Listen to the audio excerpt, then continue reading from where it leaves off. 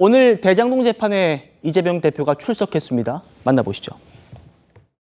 지난 재판 조기 퇴정해가지고 특혜 논란이 있는데 어떤 입장이신가요? 내일모레 항소심 열리는데 어떻게 준비하고 계세요?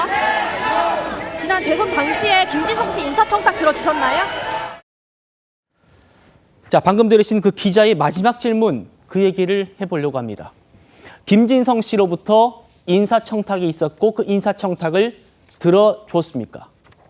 이재명 대표가 1심에서 무죄받았던 그 위증교사 재판의 공범이죠. 김진성 씨. 검찰이 항소 이유서를 이렇게 썼습니다.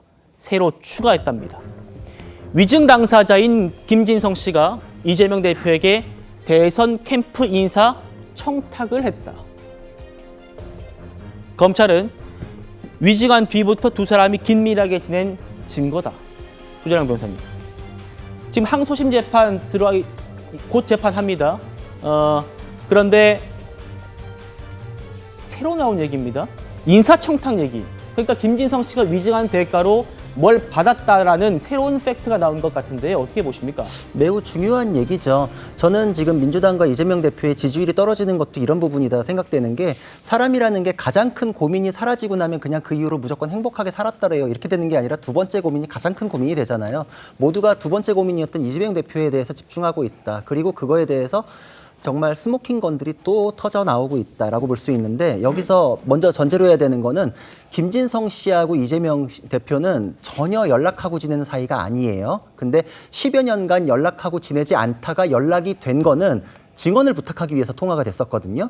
그때 위증을 교사했다. 그 통화가 있었고, 그리고 그 직후에 인사를 추천해요. 근데 그 사람이 이재명 선거 캠프에 특보로 임명이 돼요. 10여 년간 연락 안 했던 사람이 갑자기 문자로 연락처 전달하니까 고맙습니다 하고 받고 바로 특보로 연결됐다라는 거는 누가 보기에도 증언의 대가로 특보 자리를 준 것이 아닌가, 연결될 수밖에 없죠. 그 사람들은 그런 인적 관계가 아니었거든요. 증언을 부탁하면서 다시 끈끈해졌기 때문에 이것이 대가 관계가 있는 것이라면은 위증에 대해서는 더 성립이 쉽게 될 수 있는 부분이었음에도 불구하고 1심에서는 재판부가 이걸 고려하지 않았다. 항소심에서는 이 부분도 굉장히 중요하게 거론될 수밖에 없습니다. 이재명 대표에게 추궁이 들어갈 수밖에 없어요. 아니 10여 년 만에 연락된 사람이 문자로 연락처나 전달했다고 특보로 임명해 줍니까? 이유가 뭐예요? 라고 했을 때 그럴듯한 이유가 없다면 증언의 대가로 바로 연결될 수밖에 없기 때문에 굉장히 핵심이다 볼 수 있습니다. 예. 자, 설 변호사님. 네. 1심 이재명 대표가 무죄받았던 위증교사 재판입니다. 이때 재판부가 뭐라고 했냐면 이재명 대표가 그렇게 말한다고 해가지고 김진성 씨가 재판 나가가지고 위증할 거란 사실을 몰랐다. 어떻게 알았겠느냐. 이렇게 이재명 대표 재판부가 얘기를 했단 말입니다. 그런데 자, 이 얘기가 나오면 달라지죠. 그러니까 그 1심 판결문을 읽어봤을 때요, 가장 이 모든 사람들이 공통적으로 했어요. 그러면 김진성 씨를 왜 혼자 그렇죠. 왜 부분이잖아요. 왜 혼자 가서 위증을 해가지고 본인이 불이익을 입냐, 나중에 처벌받을 수도 있는데, 이거였거든요. 그러니까 왜라는 부분이, 그러면 본인한테 어떠한 이득이 있거나 이런 부분이 있어야 된다는 것이거든요. 당시에 김진성 씨는 이재명 대표가 보통 형님이라고 부르는 김인섭 씨와 같이 사업을 하고 있었어요.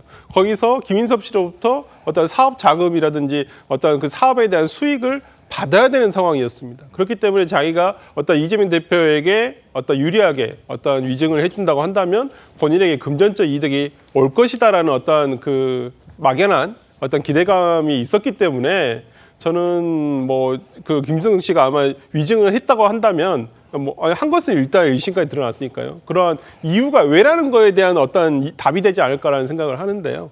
오늘 이제 검찰에서 항소 이유서에 보면 저 부분도 이런 왜에 해당한다는 것일 수도 있죠.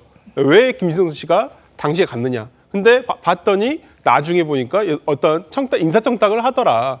어떤 본인에게 어떻게든 이득적인 관계가 있다는 것이거든요. 예. 그렇기 때문에 이 부분 검찰의 이제 항소 이유서니까 검찰의 주장이니까 이 부분이 어떻게 그렇죠. 받아들일지 한번 봐봐야 될 것 같습니다. 예.